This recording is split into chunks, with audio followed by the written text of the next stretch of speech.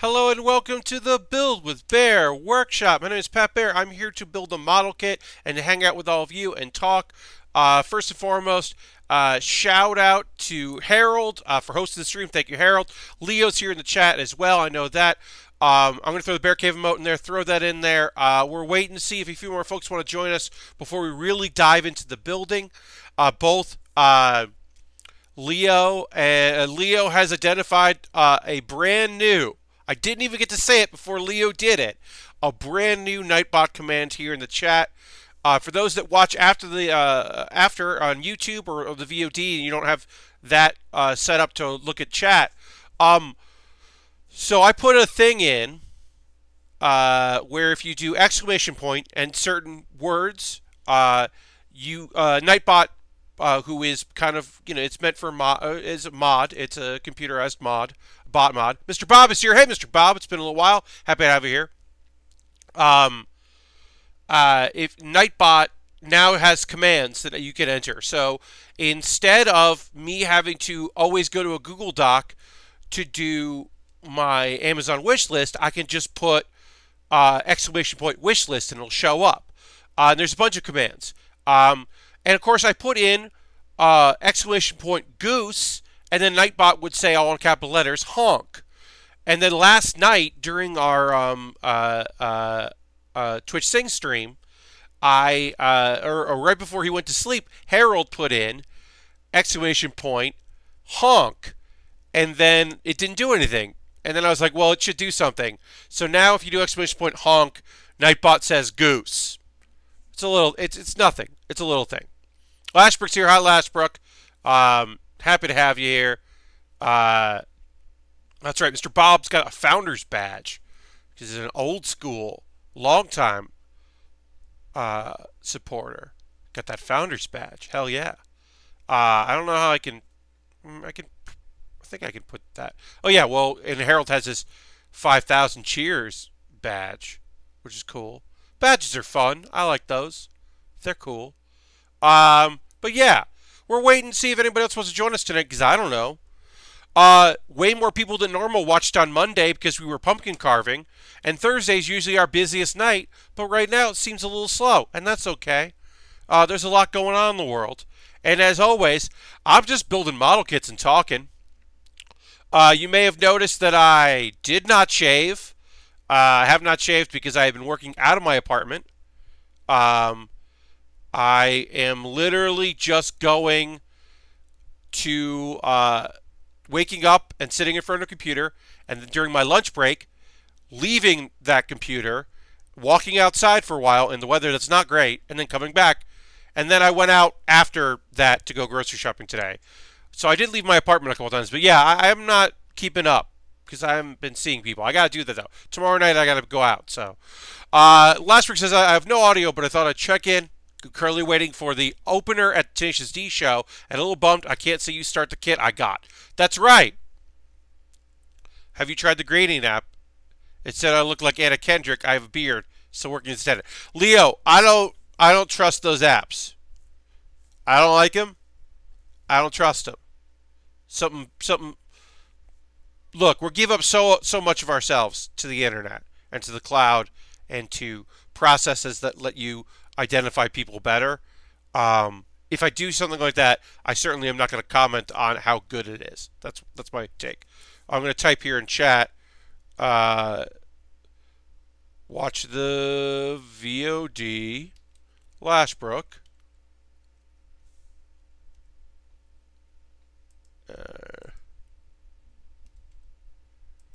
And enjoy. I'm bad at typing tonight. Tenacious.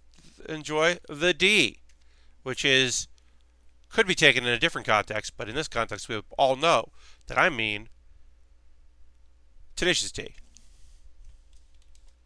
And it'll take a couple streams to build. It will. It will take a couple streams to build because we're working on a master grade.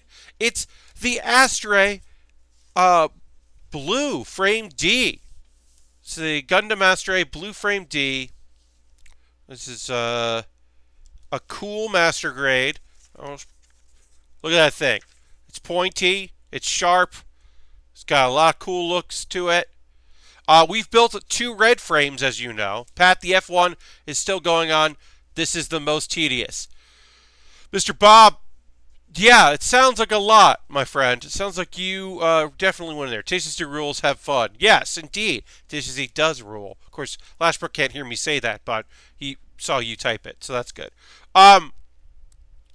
Yeah, this is a great looking kit that Lashbrook picked up for us. It will take a little while. We've done 2 Astray red frames. We did the Sengoku one, which is the one that has punching arms, that big arms, but they can also hold extra swords. And that thing can hold a lot of swords, and it's pretty great. Both the Astray red frames are great, and this blue is good. Mr. Brown says, I have it next to late ZZ era high grade and same size. Yes! Canonically, on purpose, the F91 is a small suit. Now, storyline-wise, they will tell you it's because they wanted to be more agile and nimble. Production-wise, they were interested in the idea of making a smaller mobile suit to sell. The F91 is a tiny-ass kit. We've built it on stream. I like it, but it is a tiny little friend. You know, and then comparatively, like, you get into Iron-Blooded Orphans, like, those are some big-ass Gundams. And then the wings and the X's are about the same. I did a whole video on it. It's a closer look, comparing and contrasting certain 1/100 scales. The Blitz Gundam, I remember being fairly large. I think I will like it in the end, but right now, I am tempted to shelf it. Mr. Bob, I totally hear you. I totally get it. I'm going to do a quick retweet of my tweets, try to get a little more interest going. I know that this kit rules. Look, is it as fun as a pumpkin and unique as carving a pumpkin? No. Is this our meat and potatoes, bread and butter, Gunpla style thing? Like, oh, we're building a 1/100 scale master grade of a Gundam that Pat respects but doesn't have any, like, love for? No, this isn't sexy, but it's cool looking. Also, we don't work in blue that much, and this blue is really nice. I'll show it to you in a second. Go back over here. Look at this blue. It doesn't look great in this. Well, let's go to the overhead. It looks way better in the overhead. Boom. Get that out of there. Get that out of there. Get that over there. Look at that blue. That's a beautiful looking color. This is a great looking kit. I'm excited to work on it. Are we inching closer to the MJ Barbatos? I mean, someday. Someday. Pre-order. Look, they reopened pre-orders for the heavy arms. That incredible heavy arms on the P Bandai site. So, is it something that you guys should get in the future? Probably. You should probably get that sometime if you can. Leo says, is it as fun as a pumpkin? No. Pat Bear, good back of the box quote. Yeah, I mean, you know, it is what it is, y'all. All right, well, we have less people than when we started. I think this is going to be a quiet night for a stream, and that's okay. I think my shirt is making the autofocus make me even paler than I am. As I said, I have not gone out, and the beard probably doesn't help much either. As I said, have not gone out. This is also going to be fun because after the stream, I got to film a Bill with Bear mailbag because I got preview of a mailbag that's going to go out to patron supporters tomorrow and everybody else on Monday or Saturday. I got some spooky stuff to build. I got somebody bought these. I don't know who. They're anonymous. Dude wants his rug is here. Hell yeah. What's up? Someone bought these. I'm going to build these on Halloween because I'm streaming on Halloween. This won't take the whole stream, and then I'll do something else. But I got these in the mail. We got our witch, our Brickhead's witch, with a fun little scene there. And we got our, what do they call this one? I mean, it's a vampire. It's a vampire with a bat. I just didn't know if there was a name for this one. It is not named, but we know it's a vampire with a bat. I was just looking to see if they had a big name on it. It's got some dumb sticker on it, because this is definitely somebody bought this and then resold it, which is annoying. But yeah, these came in the mail today, but I didn't have time to shoot it, so I'm going to shoot it tonight and send it out tomorrow to my Patreon, and then everybody else on Saturday. And I got to shoot next week's background and characters, because I usually film during the day on Thursday. I was working today. Let's start building. I'm excited to build. I'm getting into it. It's time to do this. Let's get into this thing. We need H2 and we need F. So yeah, I got a job. It's good. It is seasonal to perm. It is guaranteed seasonal, unless something weird happens. With the possibility of permanent. It's good work. I'm excited about it. It's customer service for an online retailer. I'm going to keep that all I say about it for now. I might say more later, but for now I can tell you that it's an online retailer of products, and you may assume this to be true. They get busy this time of year, and they need more people doing customer service. So I've been learning a lot about doing that. Now, I've done phone customer service before. I've worked for companies in the past in my youth where I was forward facing. I've done retail, that kind of thing. But I haven't worked with a computer system. I haven't done it computer. I've done it all like emails and tracking in the back end a little bit and sending follow-ups and follow-throughs and a lot of that. I'm learning about a program, a site with API tools. Hello, Ultron. Happy to have you here, friend. Always a pleasure. Welcome, welcome. We just started the build portion.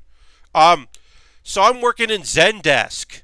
If anybody's ever used Zendesk before, I'm using Zendesk. And I'll tell you this, it's a lot better than just emails with notifications that you, like or Google Docs or other, even pre-Google Docs, like,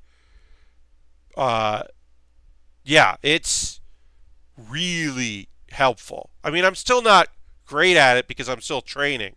I'm in the training process, but like, I'm figuring stuff out about it. I'm excited to continue to do it and learn more about it. It's a lot. I was very tired yesterday. Yesterday I was really drained. If some folks were at my Twitch Sing stream. If you weren't, the VOD's here on Twitch. The archive is on YouTube. It was fun. I recommend watching it. But I think I only went an hour and a half.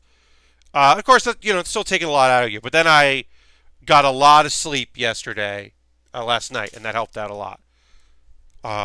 It's just a lot of like I'm learning new stuff and trying to figure it out and trying to be a good new employee and all that stuff. And it just takes a little while to get the hang of a system. This is a fun thing. This is a seasonal job, that possibly could become long term. There's a dude also doing this job that I know from the world of comedy. In fact, when I still ran a comedy wrestling league, he was a performer in it. And I didn't know he was there, and it was a pleasant surprise on Tuesday when he was suddenly there. Hey, Christian. Welcome, welcome. Lord Crashington says, being able to get lots of sleep is great. Oh, it was so nice. I needed it last night. I ended up snoozing and just kind of rolling out of bed because there was only one.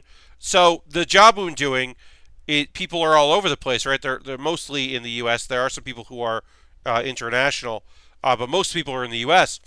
But it's all like Google conference, like GChat things or Hangouts. And we didn't have one at 10 a.m. this morning, so I just rolled out of bed and went to start and checked in or whatever, instead of like getting up and like having breakfast and talking to like a person. I gotta do that tomorrow. Because I do have the theater that I work at has been dark for a little while. It's back, baby. They got shows. They got shows, I mean, tonight that I'm not a part of, but I got to go do a show tomorrow. I got to tech 2 shows. I'm looking forward to it. It's been a while. Also, I'm learning about being a manager because I'm covering a managing shift on Sunday. It's very funny. I normally tech on Sunday, and then I swapped my Sunday shift for someone's Thursday shift next week because they wanted to tech one of the shows. So they swapped with me, and then no one could manage, and I'm a sub for managers, so now I'm just managing on Sunday, which is way easier, honestly. Honestly, it's way, way easier. Uh, and the theater that I've been working at, really part-time, like it was on break, it's moving to a new location, and our goodbye old location, our current location, uh, is basically like they're throwing a party, like a goodbye party, and it's right after my shift ends. So I don't even have to go out of my way to go to the party. I can just hang out. What do you do as a manager? So the position will be a house manager. House managers, it depends on the venue. In this particular venue, I am making sure the shows load in. They have all the help they need. And then making sure they start on time. The shows start on time, and then the shows end on time. I'm raising my camera up because this shirt is really messing with the focus, autofocus, the lighting, autofocus. So I'm going to raise that up. So you're going to lose a little bit of me, but in the long run, I'm not going to look like a ghost because this is not the spooky stream. But yeah, so in this particular case, the manager checks in with staff, make sure that that everything is where it's supposed to be and everyone is getting what they need. I will coordinate with the tech person. I will say the house is open and collect tickets because this venue that I work at is very small. I will make sure that the box office person has everything they need. And then at the end of the night, I'll make sure that comps are in the system and taken care of, complimentary tickets, and then handle any issues. Also, at the theater that I work at, one of the things managers do is the opening information. Instead of having a tech person, say some stuff on a microphone, the manager comes out at the top of the show, introduces the venue, talks about the venue a little bit, and then introduces the first show. And then at the end of the shows, says, "All right, that was the show. Thanks for coming out. Exits that way," or whatever. Plugs the bar and all that. So they kind of host a little bit, which is not every theater, but that is how this theater operates. Instead of just having a god mic do it in the tech booth, which is fine. I have to remind myself that I have to do that but the show this Sunday there's only one show, which is annoying. But whatever. Honestly, I think I'm going to consider any Sunday show a godsend because I will have had time to relax and recuperate. Because when the job that I'm currently doing, the day job that I have right now, I just started, when it shifts from me learning about stuff to me doing the job, like, it's going to be intense. It is a high pressure thing. Volume and getting things right and doing it right are a big part of it. Making the customer feel good, but also not costing the job a lot of money to make the customer feel good. And especially, obviously, one of the reasons why folks like me are being brought on is specifically because of the time of year, and a lot of times there are issues with shipment or with a warehouse or fulfillment that have nothing to do with me, but because I'm the one that's replying to the emails, I have to be careful to not take that stuff personally. And that is I'll say this, y'all, the one thing that I have never really been great at is not taking things personally. I take a lot of responsibility on things, and I take things personally, and I'm going to have to be careful about that. That I'm like letting things go when the job is done or when the day is over. I have built enough of these uh, um, what do you call it? Astray frames, enough of these frames to know that these pieces, a lot of the internal stuff around the arms have a little, next time I clip something, I'll do a close up on it, have a lot of extra little end bits you got to clip off. Otherwise, you will have a tough fit. It won't fit right. Lord Creston says, I hate to be a CS person, especially during the holiday season. I know, right? Like, look, this is not the job I envisioned for myself in 2019, right? This is not what I wanted to be doing. I'm thrilled to have it. Please do not misunderstand that I am so happy to have something because I needed something. But at the same time, it is something that I'm going to have to be very cognizant of like not letting it get me down, not taking anything personally, understanding that people are venting their frustrations because they can't see my face, and the thing that I'm going to have to do is take satisfaction when I can help people, and that I think that will help out a lot. One of the things they did that was kind of cool is to get a sense of how the back end works, they had us order shirts, and that way we can get a sense of some of the merchandise they do. And I was able to, because of that, buy something that I wanted. Like, and not just like, oh, that'll be fun. I was like, no, I know exactly what I want, and I was able to get it, and that's pretty cool. I was happy about that. Now I can get something neat. So that's cool. All right, we got to do the other arm. We're building the body here, and then we'll put that on there. Doing some fast here. I once almost got fired by my district manager after I went off on a customer for being rude and cruel to my store manager. Yeah, Leo. I look. I don't always follow the idea that the customer is always right, because sometimes the customer is not right. But I do try to, when I can, have empathy for people who are going through, they just want to have a good time and a good thing, and when something gets in that way, they can react really negatively. And like I said, part of it is the anonymity. They don't know me. They don't know my deal. They think they're yelling into the void. It's just that the void is me. So I got to be cognizant of that. It's also a different thing when you're just cruel to someone's face. That is a different story. Because that's a different kind of trip that you're going on. A different sort of power trip. And a different sort of thing. That's very different. All right. Okay. All right, so this is an example of what I'm talking about here. I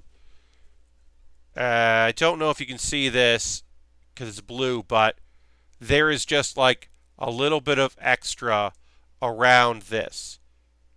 I'll clip it off and see if you can see that, but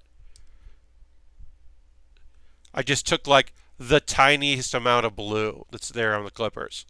The void is the bear cave, right? Yeah. Yes, you're yelling out into the bear cave so I can hear you. But yeah, I just have to be careful to not internalize that. But also, like I said, I'm going to try to take pride in my work, and I'm going to be, if I can help someone's holiday season, make just a little bit better, a little easier, get that thing there, make that promise count. That sounds great. I'm happy to do that. But I also, I have to make sure I'm not like beating myself up over it. All right, so we're working on the other one here. I'm going to go look around, make sure I don't have any of these weird little dangly bits, little extra parts. Oh, hey, Pat. Oh, hey, Pat's building rad stuff. Indeed. Uh, Silver Streak, I am. We're working on this kit. Lashbrook picked this up off my wish list. It's a cool looking master grade that I'm excited to build.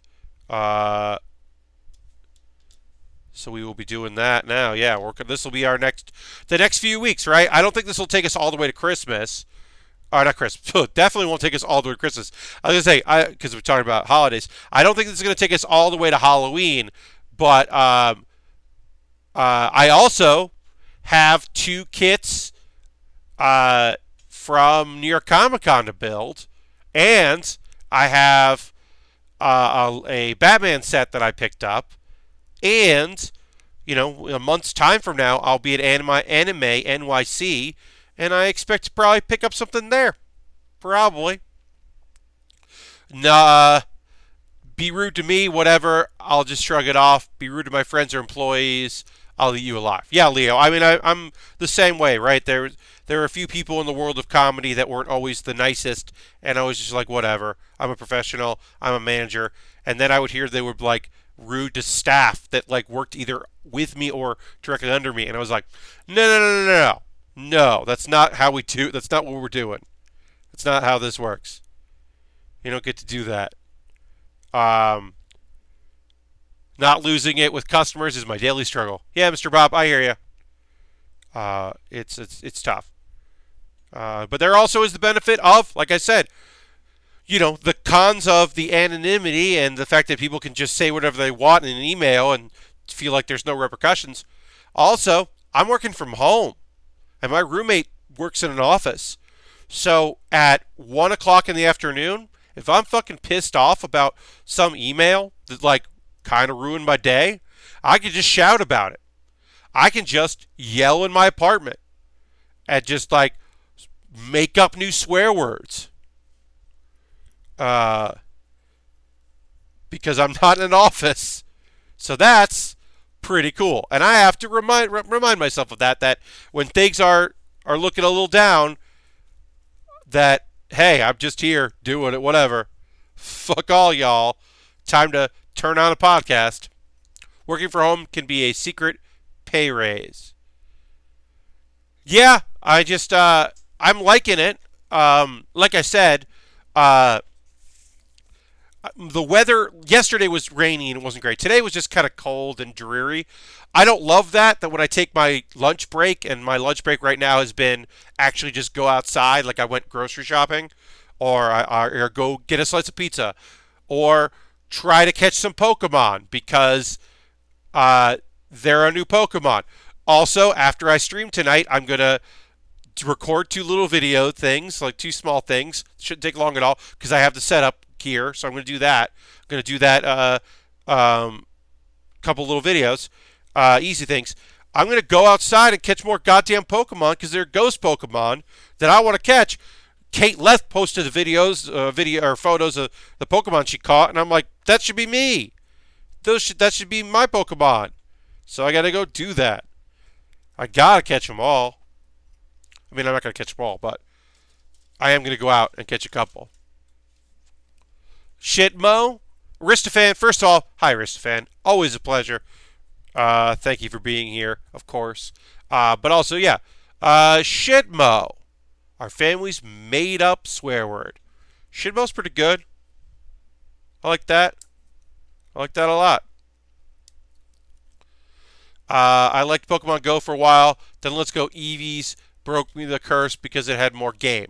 I hear you, Silver Streak. Pokemon Go has just about as much. Here's the thing. I don't like gacha stuff. I'm not interested in that. But it means that sometimes I walk a little longer when I'm going to places. I'll get off an early stop and walk a little bit, catch some stuff. Keeps me active a little bit, which is good. This year, which has been, as you know, a hell of a year for me, with a lot going on in my life.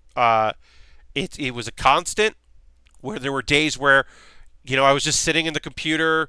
I had a stream later in the night, but I wasn't really doing anything during the day. So all I was doing was applying for jobs and just being in the apartment, and then I had to go, oh wait, I have to spin a Pokestop to keep my streak alive. I got to go outside for a little bit, and I would go out just to go out. That it has been helpful.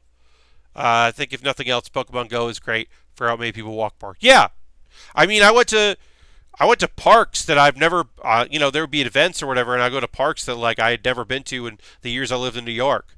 When it was a craze with friends, it was a fun little thing. Now it's like I still have a few people to play, and like I said, I haven't caught them all. The last gen came out, and I still have a bunch of Pokemon to catch, and I've been doing my best, and I've been trying to keep up with it, and I enjoy my time with it. But yeah, I think I'm gonna go for a little night walk tonight. Go get a late night snack, and while I'm out, catch a little Pokemon. All right, I gotta do G5. We are making some progress on this kit. It looks good. Gotta figure out where G is. G is this one. It also feels nice to work on, we're working on some smaller kits, actual small kits, the Super Deforms, the SD chibis. We're working on those. So it is kind of nice to just, work on a big old master grade. I don't have enough room on my little portable shelving thing for all the sheets, so I have sheets, in a box, because XC2 and X wasn't going to fit anywhere. And then eventually I will move them onto that when I've gone through some. But yeah, having a big old kit feels nice to build. I walk about 10 miles per day for work, so just earning candies and hatching eggs is a no-brainer. Hell yeah, Leo. Yeah. Part of my commute to the theater that I work at, which I'll be at tomorrow, it's a walk. I walk there. It's like a 10-minute walk from my apartment. So I will be able to catch some Pokemon tomorrow, which is great.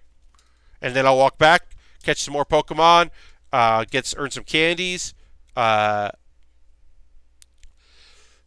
thing that, it's not good working here, although I am getting updates and I'm in a Slack that has a Slack bot is like, get up, think about something else for a couple minutes, drink some water. It's got those notifications that come in that are pretty helpful. Silver says, I miss living in New York City. Not a lot of walking distance places in Wichita. It's decently sized city, but residential areas are so spread out.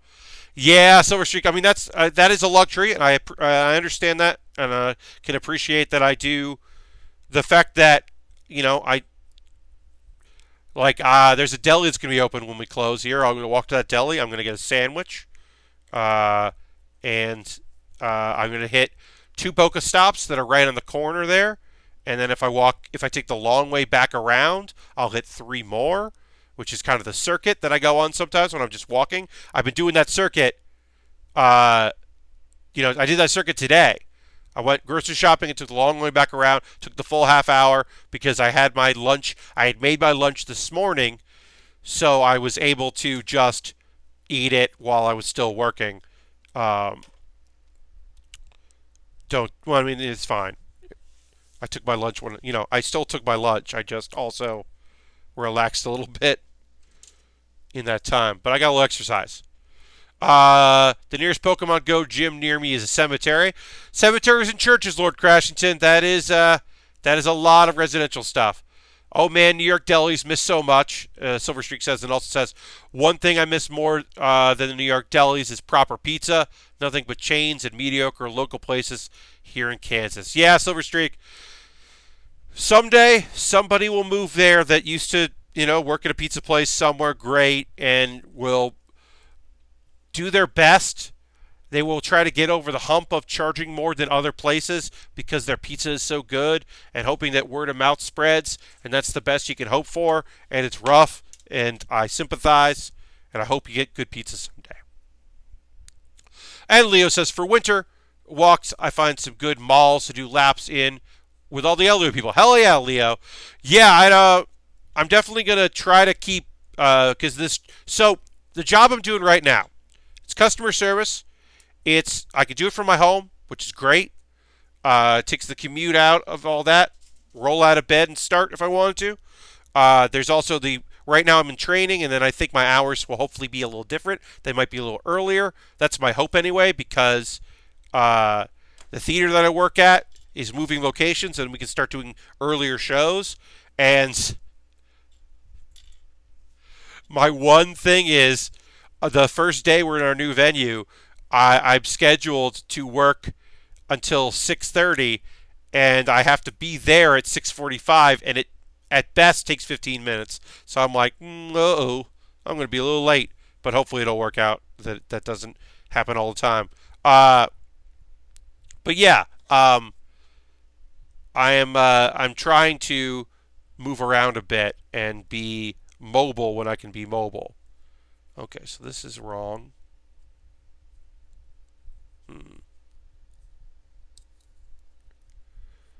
Okay. So this is going to go this. Hopefully I did this right, but I think I did. Everything looks okay. All right. I think we're okay.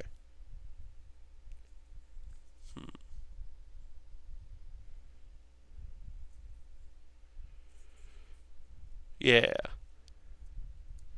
All right, yes, I did do this right. Okay. I remember this being weird on the first Astray I did, and then figuring it out for the second one, and it not being weird. So hopefully. It ended up being like this weird thing where the chest looked like it was very concave, and it certainly didn't need to be, because I had assembled it incorrectly. So I'm trying to not do that this time, and we'll see. You never know, right? Sometimes it's a gamble. Let's try to pop this piece out. Okay. So I'm going to go back here.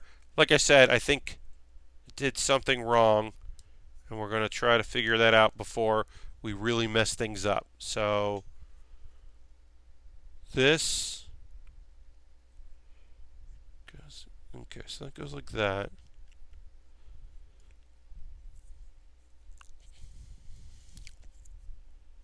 And then that's right, that's right.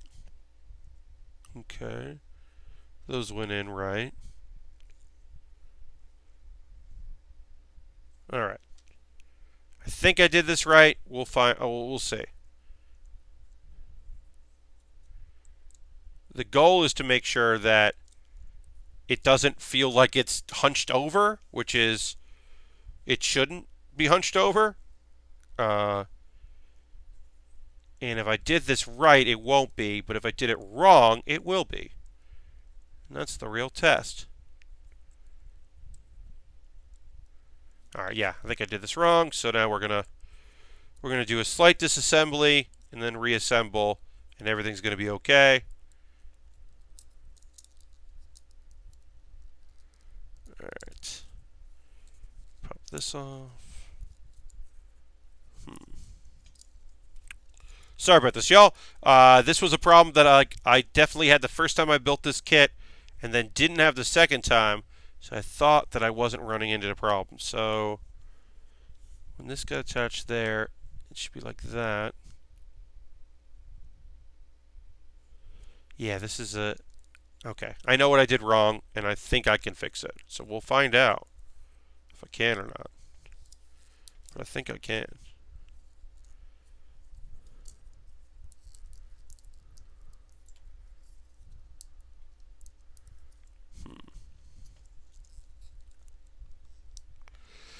All right, I gotta apply some parts out, and it'll be okay.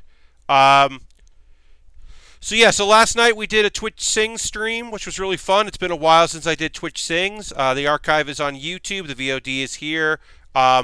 Duets were really fun. We did a duet that I already knew was going to be good. It was When I Come Around, and we duetted with a woman that had a bird. She just had a bird. She was just hanging out with her bird, singing When I Come Around, and it was like lovely and really fun, and I really enjoyed that. And then we took a risk, because normally I preview the people that I duet with in Twitch Sings, and we did a duet that was there was a good bird. Yeah. We did a duet with a guy that had a guitar. Now, we did Uprising, and he kind of played along with it, but it wasn't like he was, playing it. He was just jamming out with the song, and it was weird, but it was really fun and like a cool, odd addition. I love that man was just like, I don't know, I got a guitar. I'm just gonna bring my guitar with me, and we'll see what's up. There are two. Wildcard says there are two birds watching / listening to this stream at the moment. Wildcard, you have officially made my night. Let's throw the bear cave and the Lego and the scythe emote in chat for Wildcard letting me know that there are currently two birds watching and listening to this stream, aka the best news I've heard all day. That rules. That's awesome. I'm very happy. I hope they enjoy. I hope you enjoy. And I hope they enjoy the silliness that is me building a model kit and talking about whatever the hell we're talking about. But yeah, the Guitar Man was fun. We sang some songs. It was a good time. I'm not going to be doing the real tweets, indeed. I'm not going to be doing a stream next week that's bonus. I will be doing a Wednesday night stream from 6:30 p.m. to 8:30 p.m. Because Thursday night I'm covering a shift where I am and I have to get out early. So I'm going to be streaming next Wednesday. And I'll tell you this right now. Hopefully, I'm going to be able to watch some anime during the day. Otherwise, I'll have one show to talk about because all my anime comes out on Wednesday, and then I have one that comes out on Thursday. Now, this week, when we talk about it, which will be 15 or so minutes from now, I'll just give you a preview. One of the shows I like to watch didn't have an episode this week, and the fact that they took episode 3 off is a bit concerning. I will say that I'm slightly worried about it because it's a good cautious hero. The hero is overly cautious. It's powerful but overly cautious, or whatever the fuck its full title is. It's a good show, but I'm a little concerned that that they took an episode off. Hopefully everything's okay with it. They were just having issues with maybe other shows and had to rally the troops to fix that or something, which happens. Sometimes they pull people off things and just say, well, this is doing well and okay, so we'll just take a week off. And then all hands on deck for this other project that's on fire or whatever. That happens. All right. I think that's good. Just doing some fixing here. Putting out fires, as it were. All right, so this is the piece that I think I did wrong. So I'm going to double check and make sure I didn't do it wrong, which, is good to do. So this goes like this, that, and then it goes in here.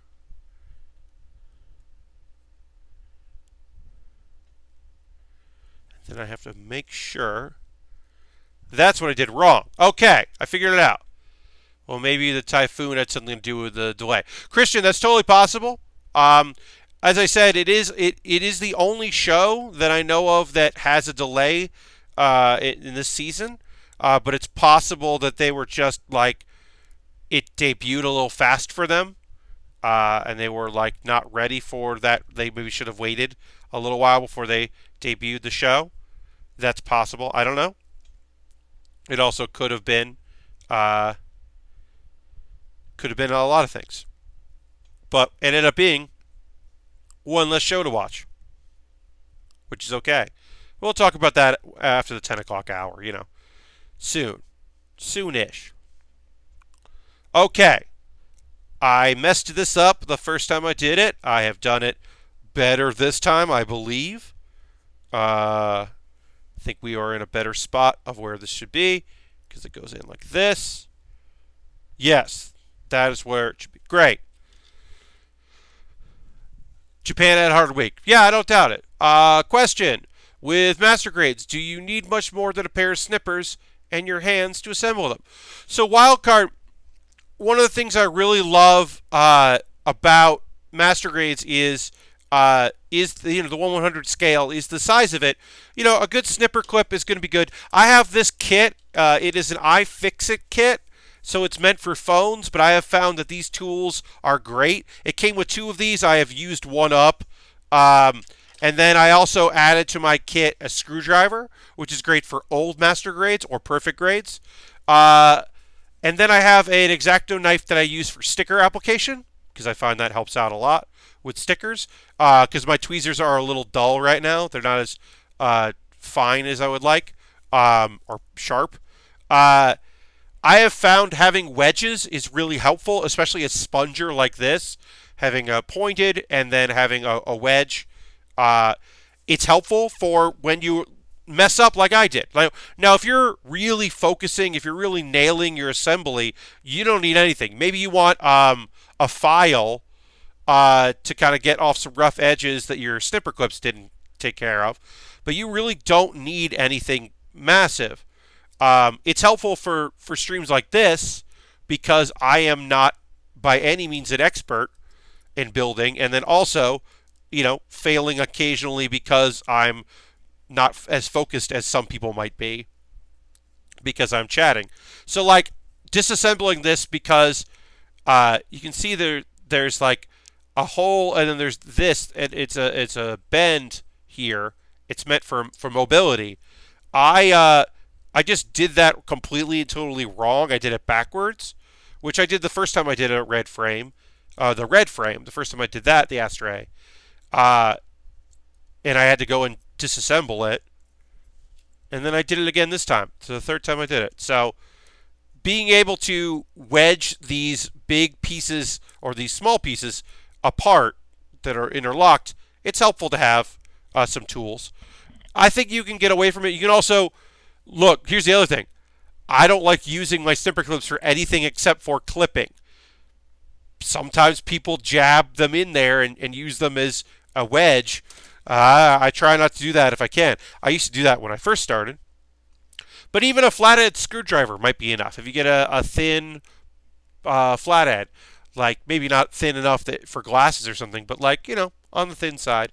Not a big one for working on like a washing machine, but like your garden variety flathead screwdriver might be enough to use as a wedge. You can get creative with it. I will say that my tools have definitely increased over time. And I use a set of flat clippers and a small metal. Yes, I forget how to say that. Ultron. But yeah, this, honestly, I would love to have this, but just a little narrower would be ideal, because this is very flexible metal. I like that. And then I have this inflexible metal. This thing is meant for this is for phones, right? This is the best for phones. But I have used this to remove stickers, this Prytech tool, because it's very flimsy.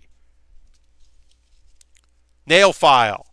Yeah, I was like, I don't know what you just said there, Ultron. I thought you were talking about a name brand that I didn't know. But yeah, nail files are good. I have I don't have it on me. I don't know where it is. I have a little sandpaper stick that I use for filing, which is helpful. But a nail file can also be used, for part separation. Ooh, there's a couple. Look at that clear. Look at that clear. Ooh, that head's gonna look nice when it's time for that head. But right now we got to build the. We're still working on our chest here, so gotta keep going with that.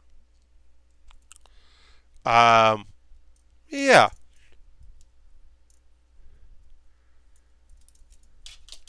Oh, I'm so happy to stream. Folks, I know I don't always say it. I want to be better about it, but I think I said a little bit last night in the outro to the stream, but I want to make sure that I say it more often. In general, I'm so happy that this entertains people, that maybe that when I hear from people that this has encouraged them to get back into the hobby or to try it for the first time. When I hear folks like Zorbs who like does it with his kids, when I hear stories like that, or partners that do it, or people that rediscover or find out, oh yeah, I like this, or like, oh, Lego. Wait, they make dragons and Lego right now? Oh, I gotta get that. Like, that always makes me feel great when people are like, oh, I'm bummed you're not streaming on Saturday because that's my Saturday night. Like, I genuinely appreciate that so much. And I hope you know that. But also, oh boy, did I need this year. I would be in a much darker place if I didn't have this to look forward to. If I didn't have 6 hours of build streams a week, plus a little singing here and there, or Hearthstoning and hanging out, a very pleasant, supportive chat, lovely messages on Twitter and the Discord, I would not be in a good. I'm not in a great place this year, but I certainly would be in a worse place without it. They say that like part of the late 2000 teens is monetizing every hobby, and I have monetized it. I have monetized my hobby, but also I wasn't doing this. Part of doing the build stream was to hold myself accountable to make myself want to get model kits to build them. That the idea was originally was, an hour a week or 2 hours a week. Okay, well then I know at least those times I'll do the thing that I enjoyed. And part of it was also people wanting to be able to support me and see me do things that only saw me at PAX and wanted to do that, and that was really fun. Streaming is fun, even if the audience isn't huge. Yeah, Lord Crushing. Like, there's 11 people watching right now, and that's not a lot of people. By the end of the stream, right when we're done, at like 10:55, we're going to hit like 20 people, and I'm going to be annoyed that they weren't here at the beginning, but that's fine. But even if it's not that, even if we don't have that number by the end of it, I'm okay with that because of the quality folks. But a big part of it is just like having things to look forward to, having things to do. There have been days this year where the thing I had was, okay, I got to post it. It's a Saturday. I have nothing. Except at noon I have to post that I'm streaming tonight. And then at 3 and 5 and 7 I have to retweet that and say something informative or funny or witty or just plug it. And then I have to set up the stream and get everything ready for the green screen and the lights and all that. And I have to, get my whatever I'm building ready and maybe do a little prep for that. It has given me something to do on days where I didn't have anything except feeling sorry for myself. And those days still exist, and they aren't going away. And also, therapy is a thing, and that is a thing that I have not taken as much advantage of as I wish I could, even with a sliding scale. But I still, so this isn't, please understand, it's important for me to say this. Harold, you have a great night. Consistently supportive, awesome, wonderful Harold. Thank you very much, H-Bomb. I'll see you on Saturday. But yeah, please understand that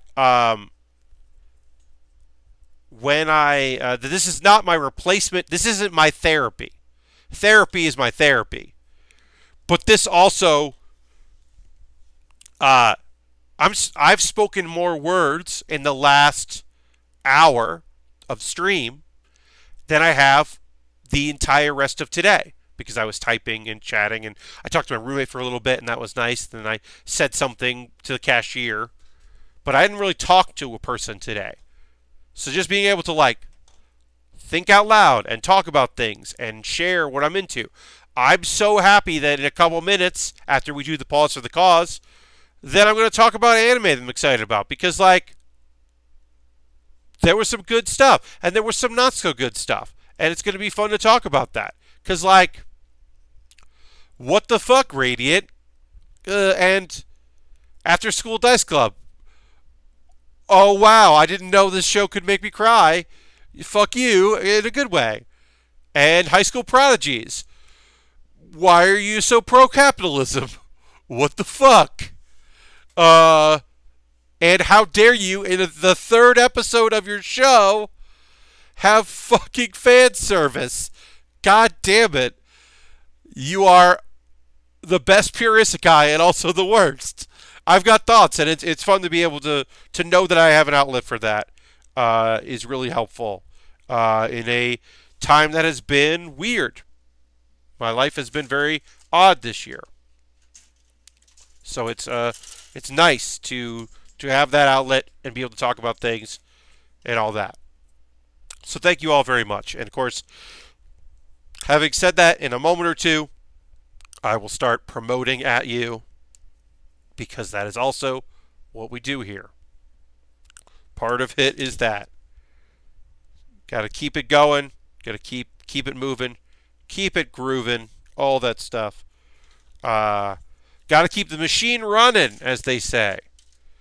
But we'll finish this chess piece here, and then we will take a pause to the cause in a moment or two.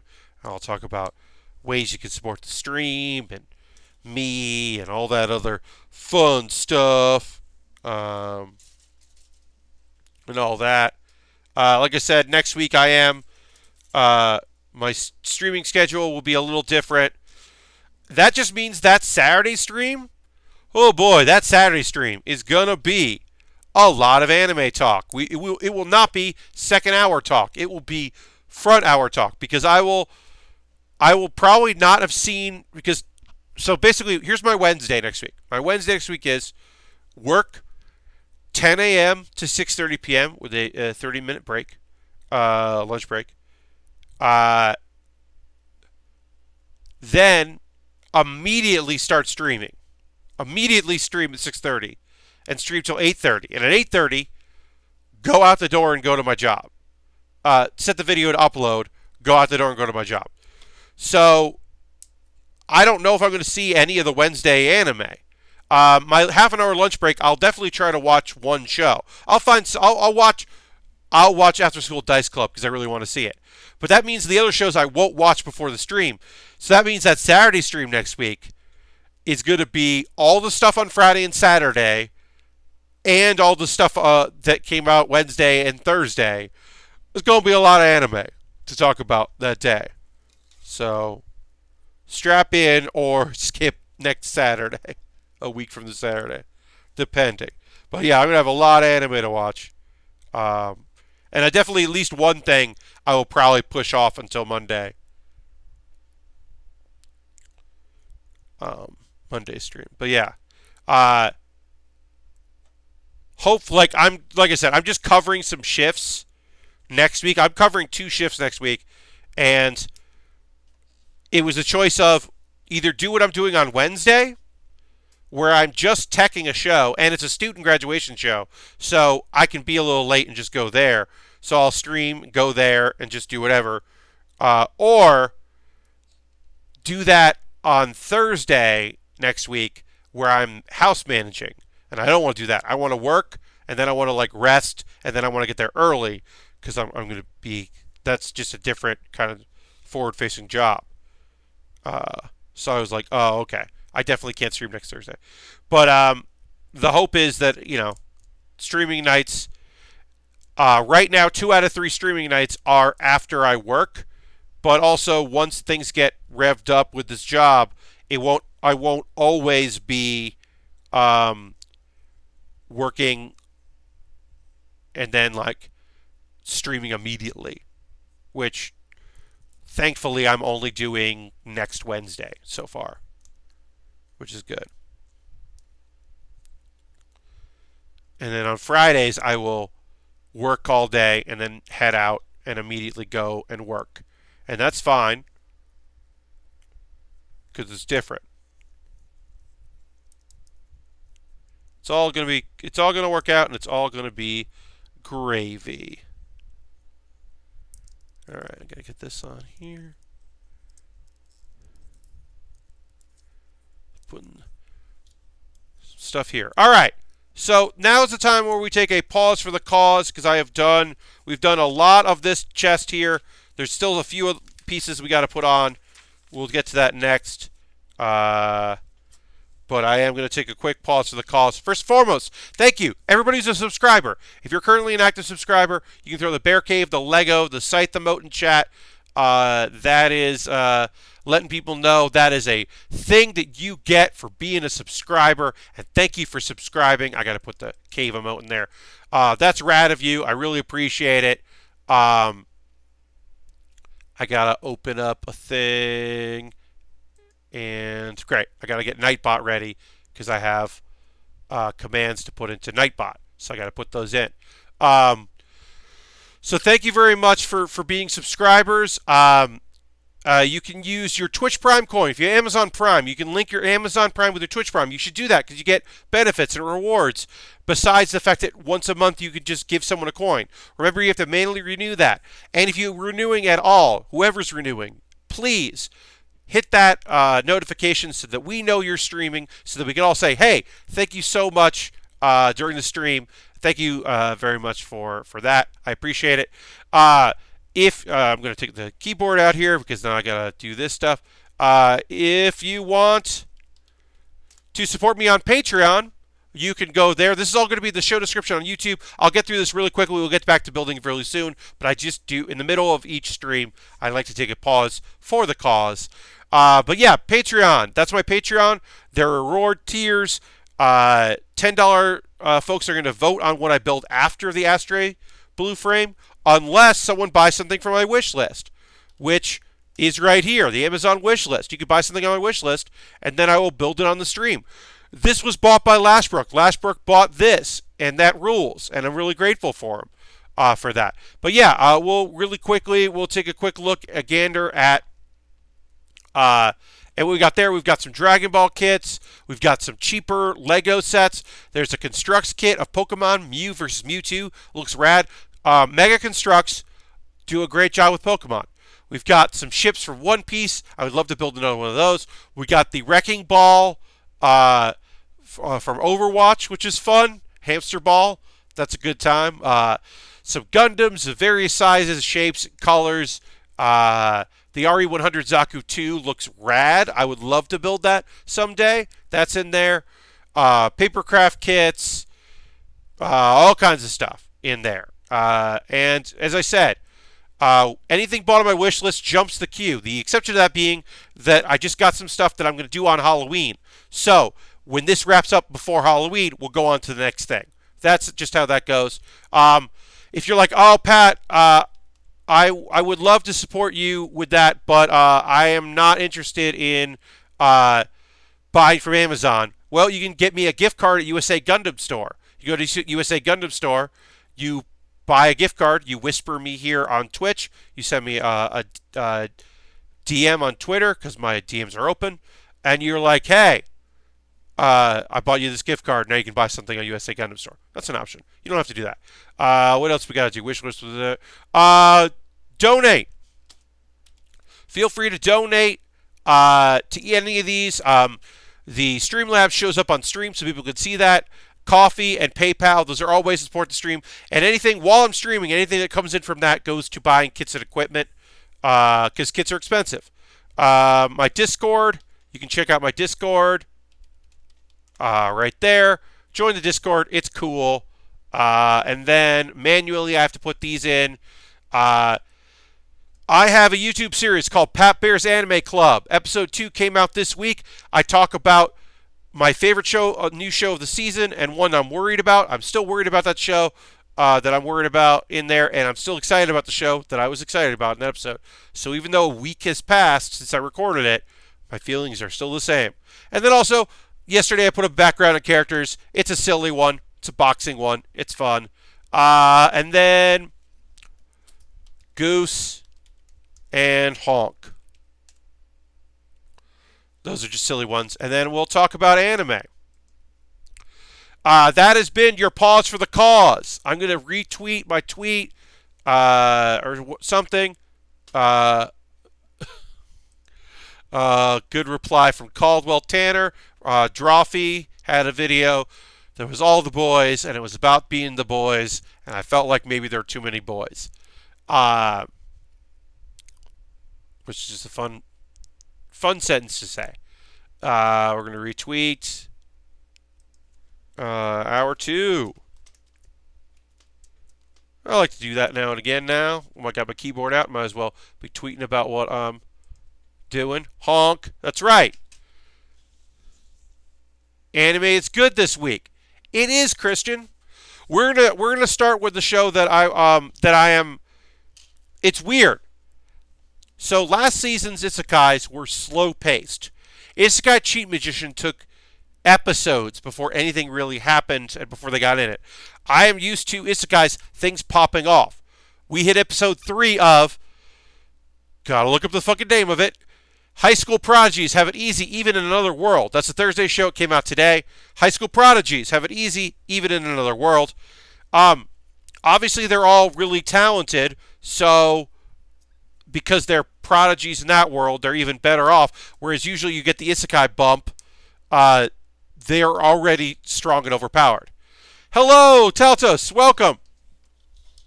Welcome. Working on an Astray Blue frame. So hop in and watch us build.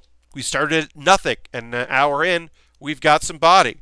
And there's even a little friend in there. Oh, wait, this doesn't pop out. That's right. Doesn't. This is supposed to open up, but doesn't really do it that great a job on the frames. There it is. Yeah, there's a little person in there, little pilot inside. Booyah. But yeah, High School Prodigies Have It Easy Either in Another World. Some action happened, some suspense. The characters that really haven't done anything got to do things. Now, I thought this show was going to be like most of an episode or parts of an episode would be about each character. They would do that for a while, and they would kind of come together. Because last week's episode was so much about the merchant, who did a lot tonight. Don't get me wrong, in today's episode, I should say. Had a lot going on. But this one was a lot of the doctor, the samurai, a little bit with the scientist, even the magician got to do some stuff. And then there's drama. There's some drama and some stuff happening. And then there's also a line where the politician in the group is like, religious persecution. Because apparently the people that run this empire stamped out all the old religions, and there are no any old religions anymore. And now apparently they're like, you committed the traitorous act of being poor people that made money, which is fucked. I will say this, as I mentioned, it's an isekai. They made a bath so that the people could bathe indoors, and they had leaf out bikini outfits, and it's not. I literally was just like, are you fucking kidding me? Are we really doing this in episode 3? It didn't take too long. It wasn't too much. There was a little bit of a thing about the scientist who definitely likes the politician, who is like forcing herself to be more social, and that's fun. Ninjas, magicians, religion, what show? So the whole point, the idea is it's an isekai. High School Prodigies Have It Easy Even in Another World. So the idea is that these 7 incredible high school students, right? They all have like things. One is one of the richest people in the world. He's one of the best. Like, he's the merchant. There's the ninja, who's a great. She's also a journalist. She's an investigative journalist, but she's a ninja descendant. There's a kid, a little boy, young-looking boy, who's the world's greatest magician, but like practical magic, not like spells magic. He's an illusionist. There's a samurai, the world's greatest doctor, who also wears thigh highs. I don't know. It's this whole weird thing, and then the guy who he's the first ever Japanese prime minister who won via popular vote. Oh yeah, and a scientist who had a base on the moon in our world. So they're already overpowered, and now they're in this fantasy world, and they don't know why they're there, and they're trying to figure this shit out. Uh, there also is, because they spend a lot of time on the merchant, this like getting money thing, which is like it's very pro capitalist, but anti-slavery, which I shouldn't be telling you that an anime taking a hard stance on not having demi-humans or animal-like humans as slaves, having an anime that's like, that's not cool, that's a big deal. And it shouldn't be a big deal, but it is a big deal that they're like, you want to buy back your parents' freedom? Hell yeah, I'll help you out. Oof. Found it on Crunchyroll, right? Yeah. That Getting the Robot of Isekais is pretty good. Yeah, I mean, I always recommend Getting the Robot. It's a YouTube channel. I knew Yudoe, who's one of the people that does stuff on it. I know from the New York comedy scene, and so when I saw that he was on a YouTube channel, I was really psyched about it. And they do a pretty good job. Sometimes they're a little they are a little like, I don't know. Not every video I've loved, but yeah, their idea of like just going through some isekai and talking about some of the nonsense. I mean, they make a great point. A lot of isekai right now are trying to break from the norm and break from the mold, and by doing so are just making that the new norm, which is not good, because that is now the new thing, is that you got to have your weird twist on it, or your weird take on it, or like actually the best isekai of the season is, why am I not getting this right? Sorry, folks. I'm not figuring out how this goes on, and it's annoying me. The best isekai of the season is a fun, cute comedy show that is fully aware that it's an isekai, and I think that's pretty cool. All right, I have to. So this is going to go like this.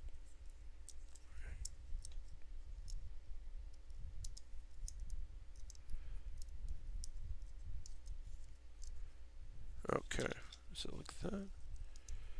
Sorry, this is taking longer than it should to get this underbelly piece right. I think I figured out what I was doing wrong, and I should be able to get it together now. But yeah, it's a nonsense show. But like I said, despite the fact that it is an isekai, it's a traditional isekai, I do genuinely like Prodigies right now because it's a group isekai, and I think that's a better take on it. It's less likely to have. It's not the solo, reborn, or transported protagonist ends up just meeting a lot of ladies along the way. It's not that kind of isekai. So I immediately am more interested in it than I am other shows in the genre. Because it doesn't feel like it's going to be a harem or harem show, depending on how you like to pronounce it. But yeah, that show was good. Now, obviously, there are two very good shows this week. One was really tugging my heartstrings. And one tug at my heartstrings, but also had me going, fuck yeah, fuck yeah, fuck yeah. And I know you don't watch it. And I know that. And it's okay that you don't. But this week's Black Clover fucking ruled, and I'm not kidding. We had tears from the character that seemingly has no feelings other than wanting to fight people. Luck's back, and he's okay. And there's a touching reunion, and people are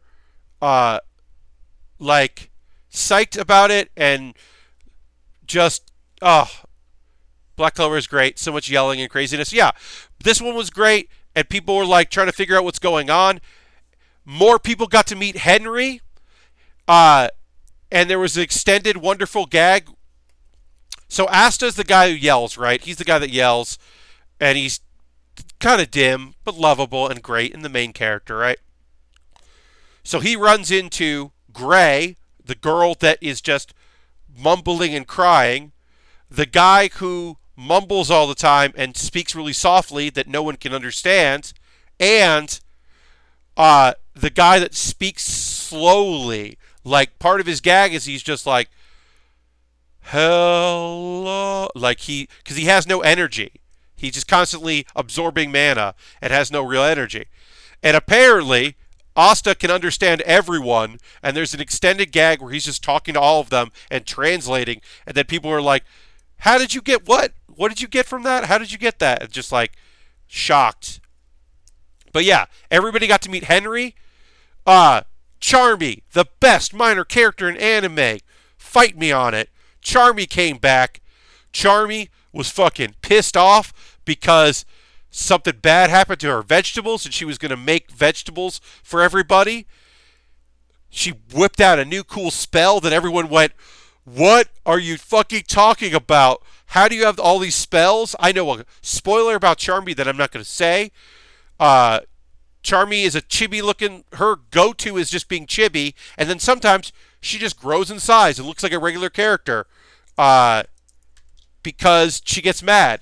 She makes food for everybody. Henry gets to fucking eat at the table with everybody. The guy that only Asta can talk to because he absorbs mana and puts people to sleep. The bit where she looked like an elf was good. I mean, I knew she wasn't going to be one, so I was waiting for the punchline, but the punchline was solid. It was a solid joke because it was just sauce on her face and thought that it was the tattoo marking of her being reincarnated. But she powered everybody up. And yeah, Henry got to eat at the table with everyone, and only Asta, is because he has no magic, can hang out with Henry. Also, he told everyone that Zora is a black bull, and they're like, wait, that weird the weird trap dude is a black bull? Then Henry had enough mana because he ate that he was able to do his thing, which is, so Henry's this like guy that like just absorbs mana, and he's the guy that he's been rearranging because he has powers over the base that they live in, the house they live in. He's the one that has been moving it around, which no one ever understood what was happening. Turns out it was just Henry doing that. Well, he can convert the base into a bull because they're the black bulls, and now it's mobile. And then Delinquent, who has instead of a broom, he has a motorcycle.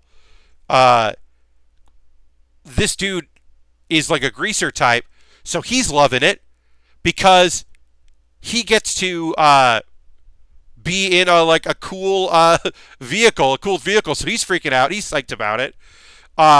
Gordon, the guy that whispers all the time that looks like Marilyn Manson, he's psyched. He's talking in a normal volume because people are okay and everyone's together and they're eating together. So he's talking in a regular voice, which he usually only does when he's fucking pissed off. There's one scene a couple months ago, where he just talks in a normal voice and be like, what did you do to our friend? And he's just like a regular speaking voice, and people were like, what the fuck? It was huge in the Black Clover fandom, which is me and a bunch of people on the internet all freaking out about Black Clover. Thank God for the internet, so I could freak out about the show. Look, I'm just saying, it's a very good shonen show. This is a good show. Right now, the shonen are popping off, and they're great. The preview images for tomorrow's Dr. Stone looks fucking dope. I'm psyched about that. But yeah, Fire Force, we're going to get hopefully, people are going to come together and figure some shit out and fight some assholes. Really take on those Inquisitors. There's just a lot going on that's real good in the world of shonen. And Black Clover this week ruled. It was just like fist pumps. Hell yeah! What's happening next? Everybody's together. They're gonna find Finral. They're gonna find Yami, the captain. They're going to save. I mean, I guess they're going to save the fucking Siscon dude. And my hope is that he gets changed. He's not that character. That's not his character trait. But I know it will be. Because that's comic relief, fortunately. But yeah. I have been waiting since Tuesday night. It was the first thing I did. I finished my first day at work, came home, or was home, got my dinner together, sat down, and watched that show, and was just so fucking happy. It was such a good episode of Black Clover. I was so happy to watch it. Anyway, not as good is Radiant. I might stop watching Radiant. I don't know. It's okay. It's okay. We saw some other characters that we like. They didn't really do anything. There's some stuff. There's a little bit of a cliffhanger there. It's fine. It's just not picking up. I think I'm going to like it more if once things start happening. And right now, not enough is happening for me to be interested in it. And that's a shame. There was an old guy that has such a long... He's a small little old guy that has such a long beard that it covers his whole body. And he's a weird-looking little man. He's like Pan, but a human. That guy was pretty cool. This is a weird-looking man. I was like, okay. You got me on that. That's pretty good. So that was alright. But overall, Radiant. Just okay. Also just okay, Ascendance of a Bookworm. Ascendance of a Bookworm is another show that I'm like, I don't know if I'm going to keep watching you. I don't... Look, I want to support isekai with a female main character, especially one that is not just a dude reborn in a lady's body. Because we have that. Just a simple premise. I like that. But I feel like either she's got to get a book made soon, and then what? Or she's got to develop some motivations that are not just book related. Oh, that got moved over. I'm going to move that over. Because I want her to read a book, but I like how she's upgrading her family. Yeah, Christian. I mean, that's always the thing that you want in one of those isekais is like, well, if you've got this opportunity, you should make things better for people. Like, I think that's cool. It's interesting. I don't know. I think it's like, there's stuff about it I like, but there's so much going on right now this season, and there's so many shows that come out on Wednesday that I'm like, I don't know. I've got so many shows to watch that I don't know if I'm going to keep up on this one. It might be one of the things where I just binge it if next season isn't that strong, because this season is so strong that it's like, I don't know. It's going to be a hard one. So, there was good and bad parts of Kemono Michi this week. Kemono Michi Rise Up. Kemono Michi, last week's episode was really good. Way better than the pilot. Way more just about beasts and that world, and it was fun. And they set up some stuff that was going to happen, which was cool. All right, XD1. XD1 is this. Great. This color. It was funny. So the good and bad, right? The bad is there was a lot more like this guy's a pervert, creepy weirdo stuff that I don't love about that character. That is definitely going to be where a lot of the jokes come from. But it is what it is. I'm just not a huge fan of it. But we also got way more wrestling. He put the mask on. He wrestled. I was way more happy about that. he made the demon Lourdes his sidekick. That was funny. There were some jokes and gags. She acknowledged and looked at the ant person, and thankfully, other than her being like, is there an ant over there? Like, people keep noticing it, but no one says anything about the ant. And I actually am surprised that they are letting this gag go on. Basically, at the end of the first episode, one of the characters is like, who's this? And they don't say anything about this anthropomorphic ant who's just cleaning up in the background and doing whatever. And we still have not acknowledged this character at all. And I'm actually surprised that this show is like, yeah, we're not going to say anything about this character yet. So like I said, this episode was better than the previous. It's still okay. It's not great of a show, but the premise is so good that I am going to keep watching it and hoping that it surprises me and ends up being really, really good. It's totally possible it could end up being a very good show. I don't think it will be, but it could be. It could be. And then last, and certainly not least, I don't know, it's right up there with Black Clover as the best episode that I've watched this week, or this session, I should say. And it was so good and made me sad, made me feel things. Was After School Dice Club. They played a dice game. This episode was not about the game. The game happened and bluffing happened.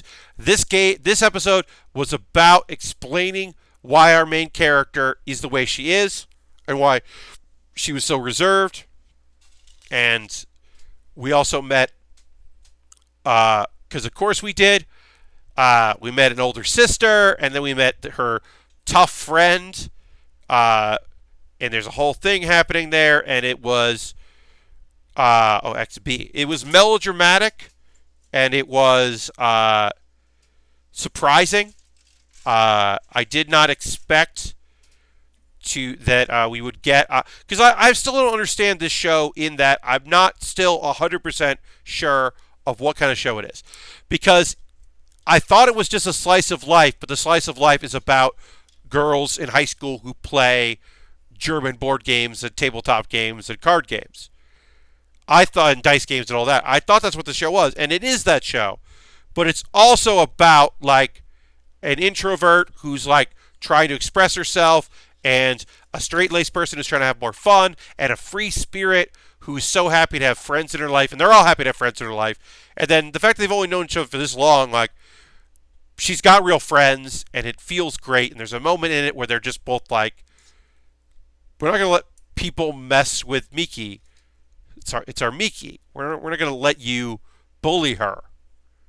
And it's just like a thing this girl just has not had in her life.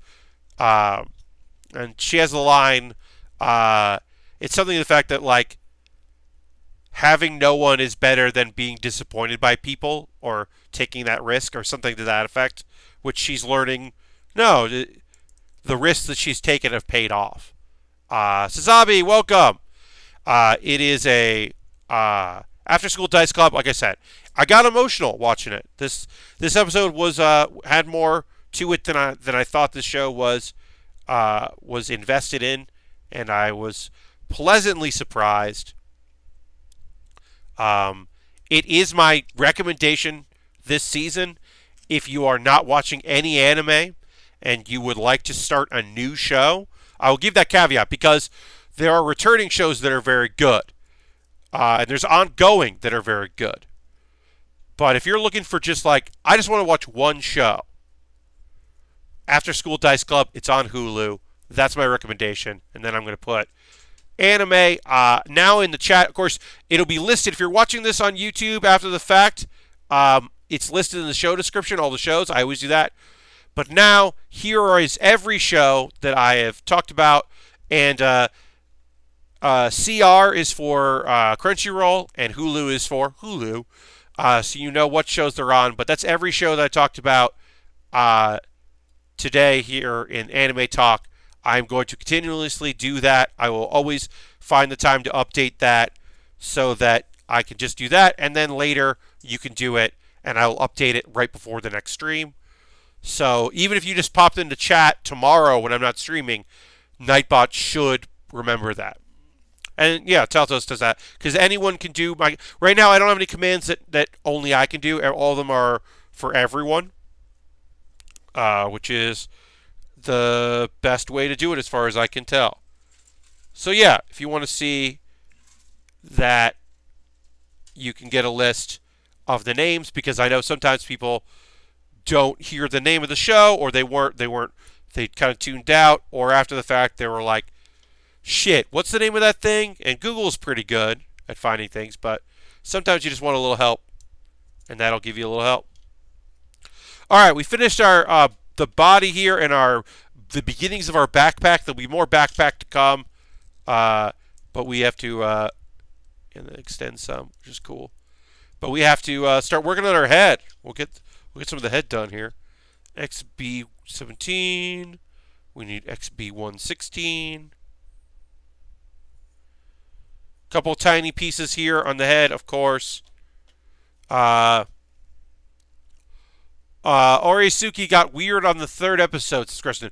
Yeah, that's a show that I only watched some of the first episode, and it didn't really grab me.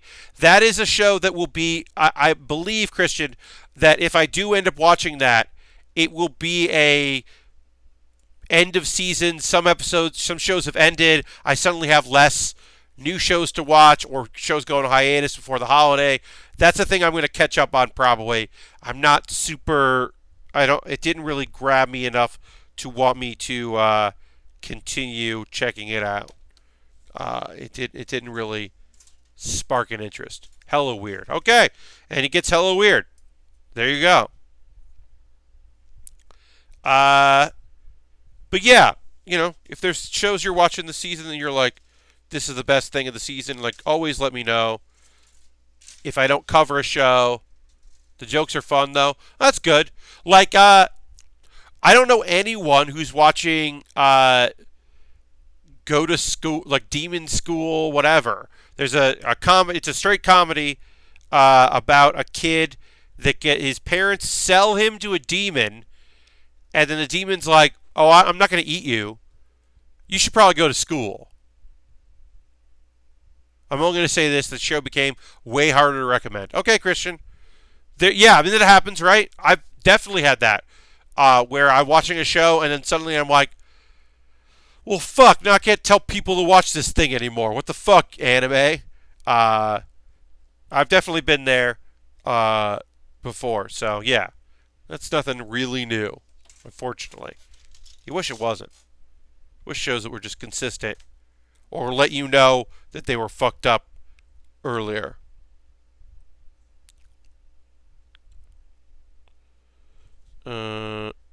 X1C10, great. Darling in the Franxx was close in that way. That show, like, I knew that was going to be, that there were going to be people that really loved it and people that were, like, really just not into it. And I was not into it. When I heard, I would follow along with the twists on it, and it would be interesting. But that show is a show that I liked from afar and never really got into it. Because I was just like, meh. But if that's your show, if you're into that show, like, hey, I'm not taking it away from you. I went in blind and fell off, then came back. Yeah. T. Christian, I can take or leave Trigger. Because I think their highs are very high and their lows are very low. But I do appreciate how earnest they are about all of their bullshit. I can really appreciate that. Because they are very earnest about their bullshit. So, that's nice. Alright, we're building our face here. We're going to put some components in. Get some stuff going. Got a nice orange face. You don't see a lot of orange faces here in our... on a mobile suit. Particularly a Gundam. It's not necessarily the thing. I'm going to do the other first. And, yeah. I'm trying to think about a show that there was definitely a show that I was like, I remember there was a show that I was really engaged in, and then I had to be like, hey, actually, fuck this show, never mind. And I can't remember what that was, but there was something that I remember being pretty into, and then I had to be like, oh, wait, this isn't, they keep fucking this up. I can't remember what that is, so I apologize. I was hoping by talking about it, it would appear in my brain. It did not. 12, 13. Oh, there it is. 15. Yeah. But that happens, shows have their stuff. Or like, I still think that Interviews with Monster Girls is a good show, right? Interviews with Monster Girls, I still think is a quality, fun show. But they Crunchyroll lists episode 13, which is the OVA, as episode 13. But Interviews with Monster Girls should only be considered, like, that OVA is very bad. It's crap. And so now I have to say, hey, if you like Interviews with Monster Girls, which is just a fun high school thing about demi-humans, or demis, like a ice woman, a vampire, and a headless horsewoman becoming friends, and the teacher that's really interested in learning more about them and helping them out, and then being oblivious to the fact that the succubus teacher is also really into him. It's like a cool show. And then the 13th episode, which is the OVA, has some jokes that are just not good. And it's a bummer, because otherwise that's a really good show.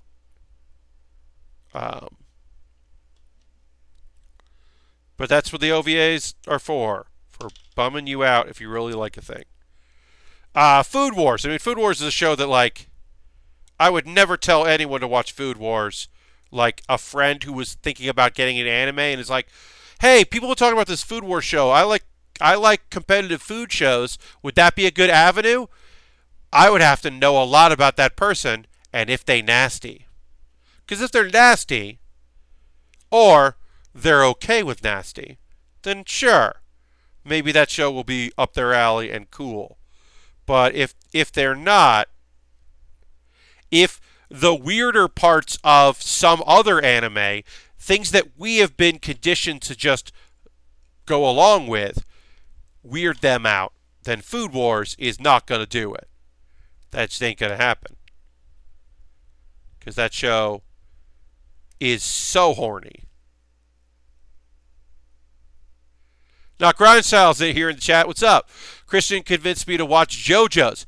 See, JoJo's is a show that, like, you just got to accept that it's JoJo's and get into the world and accept the world on its face as everything, right? Like, the rules change. Nothing matters except for what's happening right now. And it's fine. And the villain of yesterday is the hero of tomorrow. And everyone has hair that is unbelievable and great. And everyone is cool. And everything is going to be okay. Except when it fucking isn't. Because sometimes it's very much not okay. And then it's okay. And then sometimes it's also not okay. He watches the dub. Okay, that's fine. You're missing out, especially on Joseph. Joseph's bad English is very fun. I watch while working. Yeah, you're probably... I mean, I haven't watched the dub, right? But I'm going to assume that when the old man says, "Oh my God," and "Oh shit," it loses some in the translation because even though he's speaking English, that voice actor saying English words adds a whole other dimension to it that you're probably not getting in the dub. Joseph's voice actor in season 2 is amazing. Okay. I mean, hopefully somebody was like, "Hey, you got to nail these." Because, like, that's the thing about this character. Is him just yelling, "Oh my God!"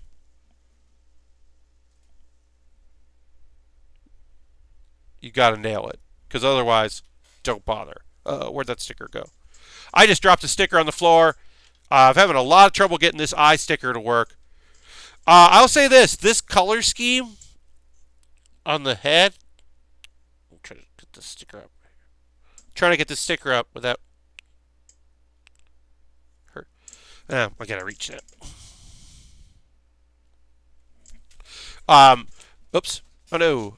This color scheme just makes this feel like a Transformer. This like orange and blue color.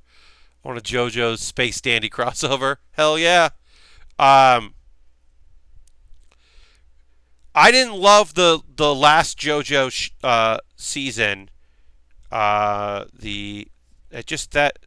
There's something about like I didn't immediately want any of those characters to win.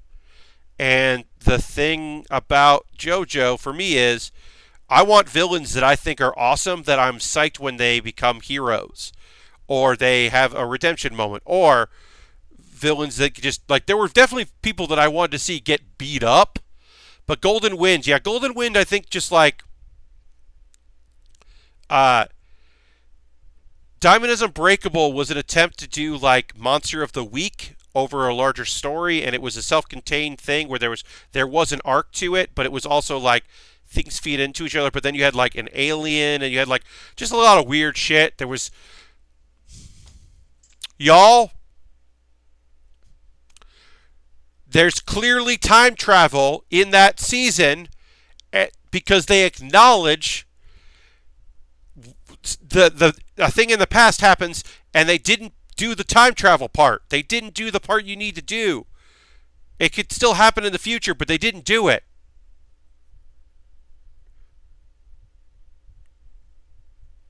That sounds like I sound like a lunatic. I apologize, but like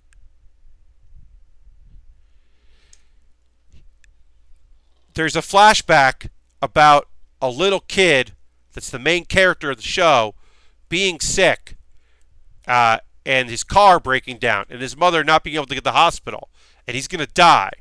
And then someone mysterious comes out of nowhere to help the car get out of the snow or whatever. And he remembers this guy's cool hair and cool outfit. And he's like, so the whole life he wants to grow up to be that person. And it's very clear that that's him. That somehow he traveled back in time and saved his own life. And then it's very clear that happened. And then they don't do anything about it. And it's like, what the fuck, anime? Come on. Ugh. They never do anything with it, Christian. I mean, they have time. Obviously, it's no pun intended. They had an opportunity to do it, and I assumed it was going to happen that season. Like they were setting it up, and they didn't. And it's such a cool idea that he went back in time and saved his own life. So that way he grew up to be him. Just cool and weird. I don't know. I thought they were going to do it. Yes. Well, it's also that thing where, like, sometimes, manga creators get the idea that they're going to do something because they suddenly get obsessed with another thing. Like, in this case, a self-insert character. Where suddenly it's like, well, this is the new focus of the show for a little while because I'm really into this. And they let things go. Or like, what the fuck anime brought to you by anime since the beginning of anime? Yeah. you're not wrong. Or like oh, this is a really good example. Okay, so My Hero comes out, right? And the principal is like, "Oh, the villains found out about our summer training, and they found out about this, and they found out about this, that, and there must be," and it brings up this idea, the concept of a mole, right? There's a mole, and manga fans were immediately like, "Oh, trying to think who that is. Who's the mole? Who's the mole?" And then when the anime happened, people were like, like episodes happened, people were like, "Who's the mole?" And it renewed interest in the idea of who the mole is. And then they asked the manga writer, and he was like, "Oh yeah, I forgot about that." He literally said, "I forgot all about that. I forgot about that. That I put that in there and had the principal think about that." And then, because he was like, "Oh, it's kind of a throwaway idea." And now it's been so long, and the manga had never addressed it. So the anime it'd be weird if the anime do it, because the anime is still going to put touches in there, like the sword they put in one of the bedrooms is like later in the manga appears, and they just like put it in there early because they were like, "This is fun. We'll just put the sword in there." Like they've done stuff like that. The anti-Simpsons. But yeah, it's just a thing where it's like he was just like thought this scene needed some kind of like wondering what was going on, and it was apparently to play into the larger paranoia that people had about what was going on, and add to add tension to the reality of their situation and all this stuff that had nothing to do with plans he had. Because people were like, "Oh, it's the fact that the guy that has the tail arms and whatever, his room doesn't have anything in it." Or people are like, they do show that, yes, but like but the idea that one of the students or one of the teachers is actually helping the villains, or like the idea that one of them is a double agent, or like the fact that the girl that can that she turned one of the duplicates into a long-term spy. Like there's all these fan theories about like characters that are heels because you didn't see their bedroom, and you saw this bedroom, he didn't have anything in it, because he's not a minimalist, he's not a boring character, he's secretly helping the villains or whatever, or all these things. And it's just like, nah, I just never pursued that idea. It was weird, and like sometimes it just happens. Or Toriyama, Lunch is not in Super because Toriyama forgot about Lunch, the character. Just forgot that she exists. That's why she's not in Dragon Ball Super. That's just a thing. That's just the deal with that's it's like, yeah. He's like, "Oh yeah, I forgot. Sorry." She's in GT because he didn't work on that part. But yeah, he forgot about her, so she's not in it. All right, I'm gonna. She's not even Z that much. No, I mean eventually, like, because the characters that she's hanging out with aren't in the show, right? At a certain point, I mean, there's the whole thing where Tien shows up, and he's like, Chaozu stayed home. He's not up for it. So she was just living with Tien and Chaozu. And then it doesn't really do anything in that part. And then like you see her older in GT when things are getting fucked up. I think in the baby arc. I think that's what it is. I can't remember, but I think it's the baby arc. You see her when Vegeta's just wrecking shit. Baby Vegeta. Ugh, terrible. Terrible, terrible, terrible. There's some things about Dragon Ball GT that are okay, but most of it is not great. Christian, it's just look, the things that are great about it are terrible things. That's the thing. They're fun and nonsense and enjoyable, but I'm not like my favorite part of Dragon Ball GT is the fact that the Dragon Balls that turned evil because their magic had been used too much, that they got corrupted, that one of them is the wish for panties that Puar made, or Oolong made, which was the first wish in Dragon Ball. That's great. Super 17, I think 17 in Super is way better. The fact that look, and I've said this before, Leo, I don't know if it's garbage, it's just not great. I've said this before, I'll stand by it.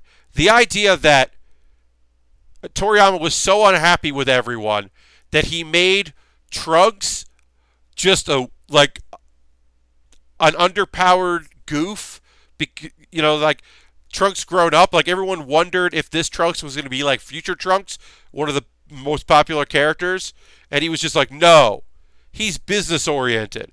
Pan's going to be annoying. We made Goku a kid again. Deal with it. And also, we made Super Saiyan 3 is weird, but we went a different way with 4, and it's not good. It's just culturally terrible. Also, there's an annoying robot. There's just a really annoying robot. Deal with it. And they're like, Goten isn't training. I don't mind Gohan just, going into the academic life. I think that's fine. And then also, even when he merges with Boo, Oob, who should be Earth's champion, is not. They did Oob dirty in Dragon Ball GT, and it bums me out. Because even when he merges, he's still not as cool as he could be or should be. And that always is going to bum me out. Oob deserves way better than he got in Dragon Ball GT. Oob rules, man.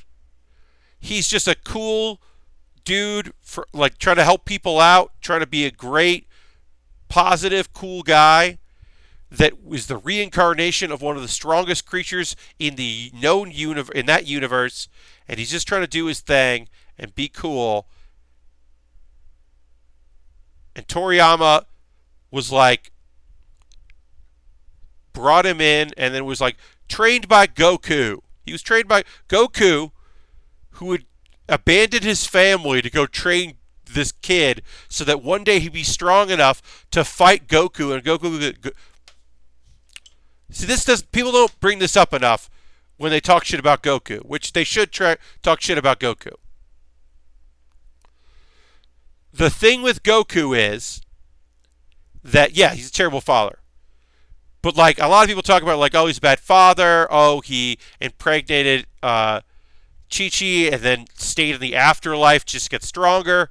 All that stuff. All that stuff is warranted and didn't really raise the son he could have. All that stuff. Yes. The thing that we have to acknowledge is that at the end of Dragon Ball Z, he says, I'm going to go train this guy. And that guy is the reincarnation of Boo, because he wants Oob to be strong enough so he can go out and fight. He's going to train this dude to be strong enough so that he can fight him and maybe destroy the Earth in their fight, because he wants to go all out. That is not a good... That's not good. It's bad. It's not good. And that's who Goku is. And you can't fix Goku. He's just going to be a fucking nonsense person that will always choose the fight over everything else. He wished for Boo to be reincarnated as a nice guy. You're right. But he also wanted Boo to be reincarnated so he could fight him again. And he thought if he was a nice guy, it would be easier to fight him. But he wanted Boo to be reincarnated to fight him. And it was like, oh, yeah, I guess he was a good guy. That'd be cool. Or, no, he wished for him to be a nice guy so he could be reincarnated. That's the thing, Lord Crushton. It's not that he wanted to be a nice guy. It's that he knew that if he was a nice guy, he could get reincarnated. Because the good souls or whatever. But basically, the truth is, also super... yes! Well, I don't know why. For some reason, my phone Siri decided that I was talking to her, but I wasn't.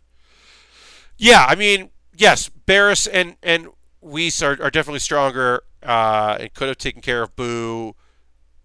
A Super messes up a bunch of the end of Dragon Ball Z, and that's fine because it's technically before the end of the actual end of Dragon Ball Z and all that. I don't know. Whatever. It's fine, y'all. Okay, we got some stuff done. I'm going to wrap up there. I still have to shoot some video stuff, which I'm going to do right now. Thank you for watching. Thanks for hanging out. Next stream is this Saturday, 9 p.m. Eastern. We're going to continue on our Astray Blue frame. I got to finish the head. Then we're going to start working on the arms. This is a solid kit that I'm enjoying building. So please come back for that. I am going to play an ad. If you don't see the ad, you're just going to see the pre-show screen. If you see an ad, please watch that ad. It allows me to continue doing stuff. Someday I'll make $1 on the ads. Right now I've made about 45 cents, and that's pretty cool. So I'm going to hit run an ad. It'll be a 30-second ad. Feel free to watch it. You don't have to, but it would be nice if you could. And I'll see you next time on the next Build with Baer. Bye-bye. I'll see you tomorrow. Saturday. I'll see you on Saturday. Bye.